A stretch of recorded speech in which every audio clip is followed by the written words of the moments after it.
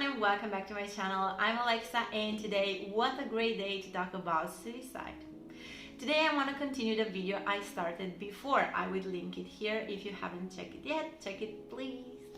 Hope you like it. It's about karoshi and the overwork culture here in Japan. I just explained why it's such an important element for the Japanese culture and how that influenced people's life.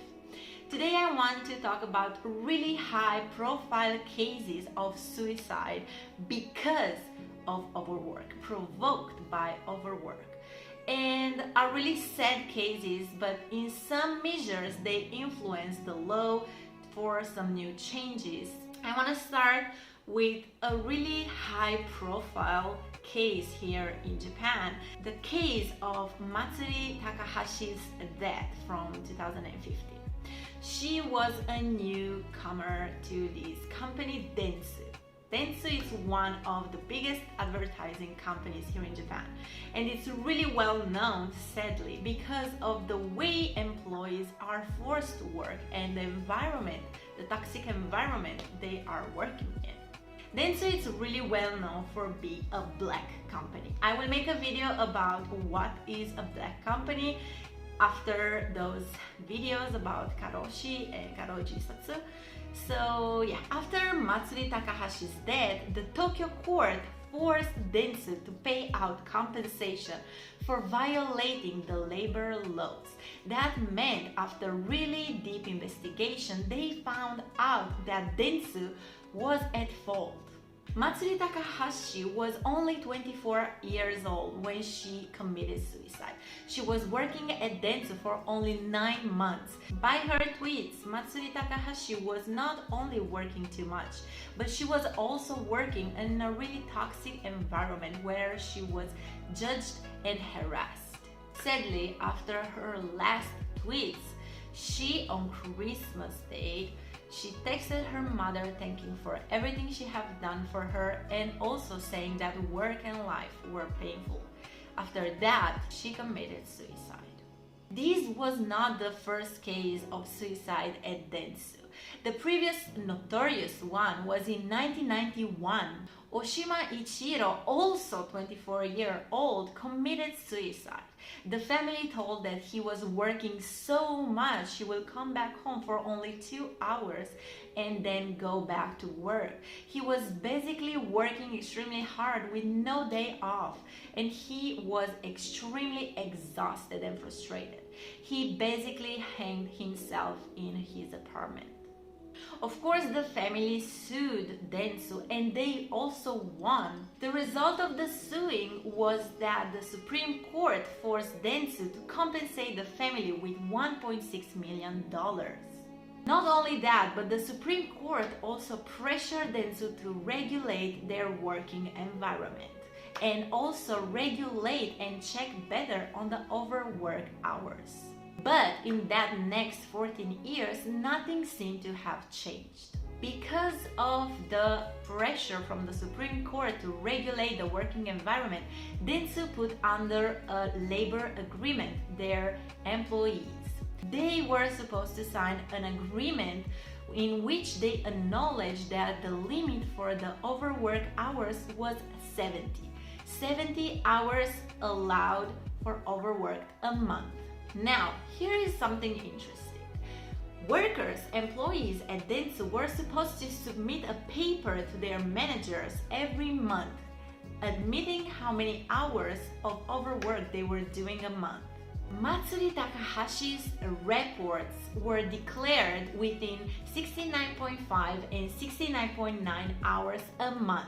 The lawyers of Takahashi family made some investigation by checking the security gate system. Even if her reports declared within 69.5 and 69.9 hours a month, that seemed pretty suspicious.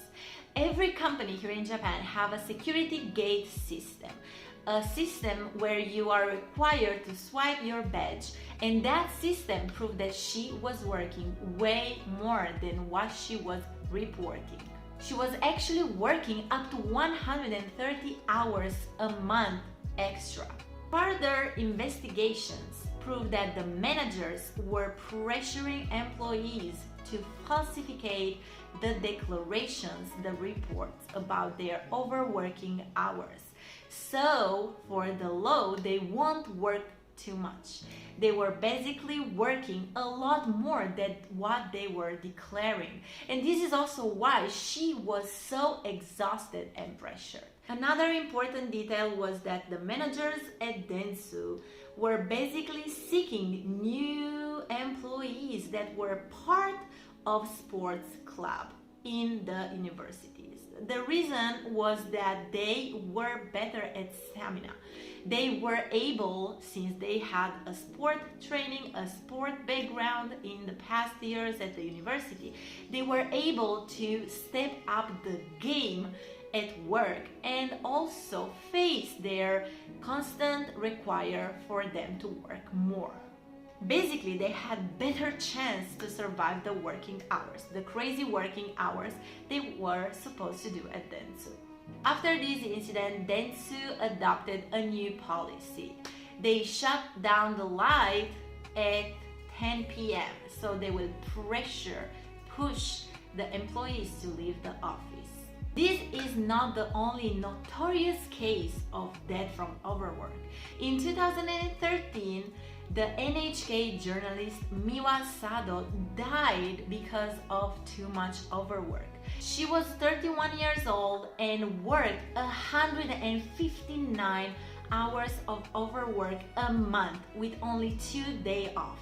Officially, hundreds of deaths from overwork from karoshi are declared to happen a month.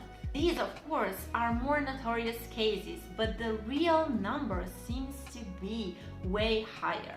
Scott North, a professor in Osaka, said that overwork is a chronic problem in Japan, and so it seemed to be. Japanese companies in 2016, after investigation, were found to have staff working for more than 80 hours a month and often unpaid. 12% of the Japanese companies were found to have workers, employees that were working overtime for 100 or even more hours a month. From researchers, 80 hours of overwork a month is the level above which the possibilities of dying increase. And what is shocking is that every year, more than 2,000% of karoshi cases are filed and they are seeking for compensation. Only 37% of these 2,000 cases in total are successful and obtain a compensation. Of course, not all of them, not all of those 2,000 cases are deaths, but are people that have suffered from strokes or for heart attacks or disease or depression, and they are unable to work even if they are still alive. After Takahashi's death, this 24-year-old Matsuri Takahashi death, the government started a series of reforms. These reforms, started by Abe Shinzo, are called Hataraki Kaikaku. But of course, nothing seemed to have changed. For today, it's all. Thank you so much for watching my channel. Today, I talked about Karo Jisatsu, which means suicide from overwork. And in the next video, I will talk about these black companies and also about hikikomori. I know they are not really fun topics, but it's a reality here in Japan, and I would like us to talk about it because it's still sort of a taboo and nothing have concretely changed. Thank you so much for watching. Don't forget to subscribe. Bye.